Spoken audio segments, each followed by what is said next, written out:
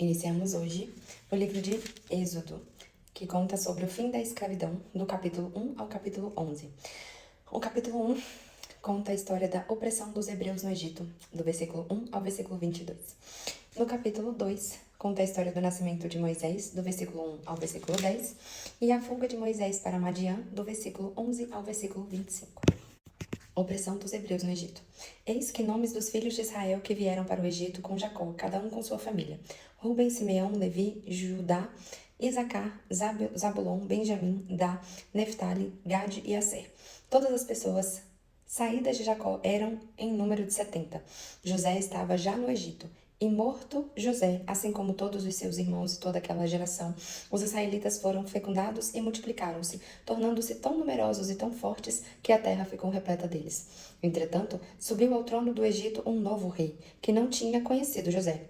Ele disse ao seu povo: Vede, os israelitas tornaram-se numerosos e fortes demais para nós. Vamos, é preciso tomar precaução contra eles e impedir que se multipliquem, para não acontecer que, sobrevindo uma guerra, se unam com os nossos inimigos e combatam contra nós, e se retirem do país.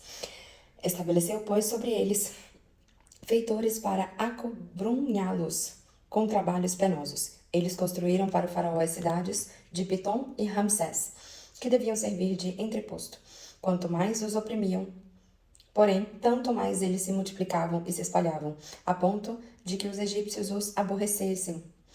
Impunharam-lhes a mais dura servidão e amarguraram-lhes a vida com duros trabalhos na argamassa e na fabricação de tijolos, bem como com toda a sorte de trabalhos nos campos e todas as tarefas que se lhe impunham tiranicamente.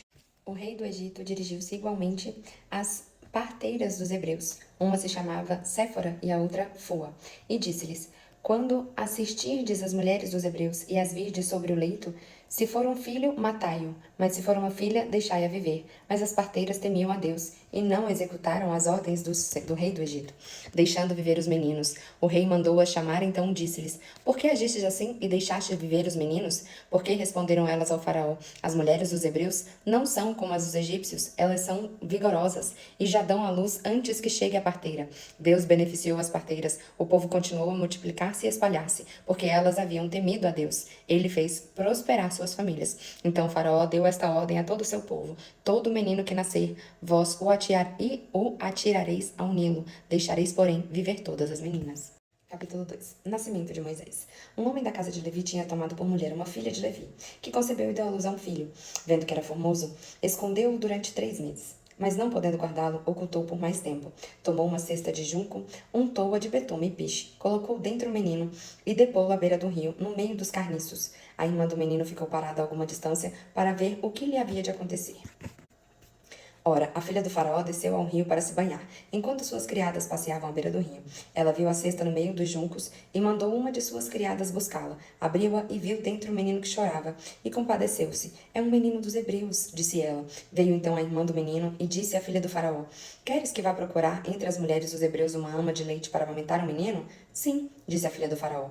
E a moça correu a buscar a mãe do menino. Toma esse menino, disse a filha do faraó.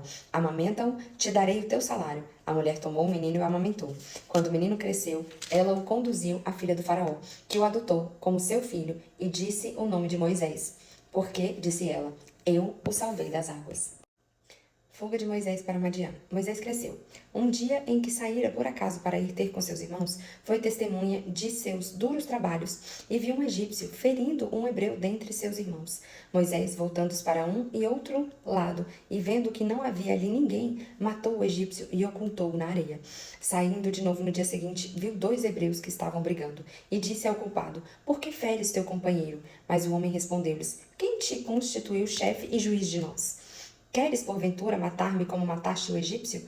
Moisés teve medo e pensou: certamente a coisa já é conhecida. O faraó, sabendo do ocorrido, procurou matar Moisés, mas este fugiu para longe do faraó, retirou-se para a terra de Madiã e sentou-se junto de um poço. Ora, as 7 filhas do sacerdote de Madiã vieram tirar água do poço e encher as gamelas para dar de beber às ovelhas de seu pai.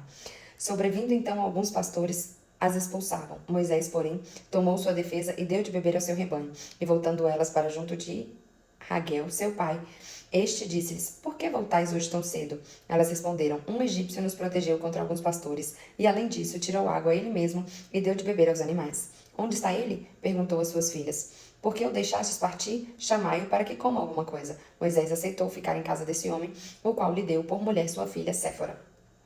Ela teve um filho que Moisés chamou de Gerson, porque disse ele, sou apenas um hóspede em terra estrangeira.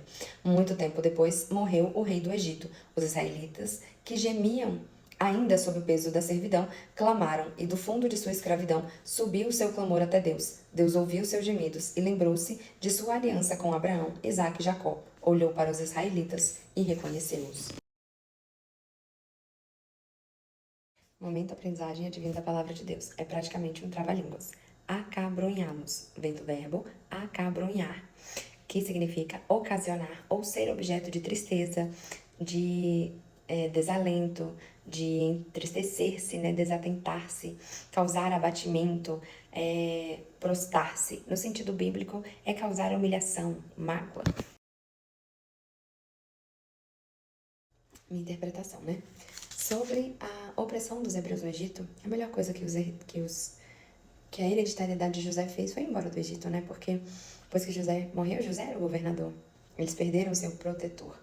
Então, é seguir sua jornada em busca da sua posteridade, né? De governar seu próprio local. Sobre o nascimento de Moisés, Moisés foi realmente abençoado desde que nasceu. Alguém sentiu que ele era o protegido, o ungido, né? E foi salvo, resgatado pela filha do faraó, criado pela filha do faraó. Mas, na fuga de Moisés, o seu coração continua hebreu. E ele salvou um hebreu de um egípcio, matando um egípcio. Foi solícito com alguém que deu tua filha para desposá-la. Essa filha lhe deu um filho. E o que será que acontecerá com ele agora? Capítulo 3 fala sobre a vocação dele. Qual será a vocação de Moisés? Veremos no próximo capítulo.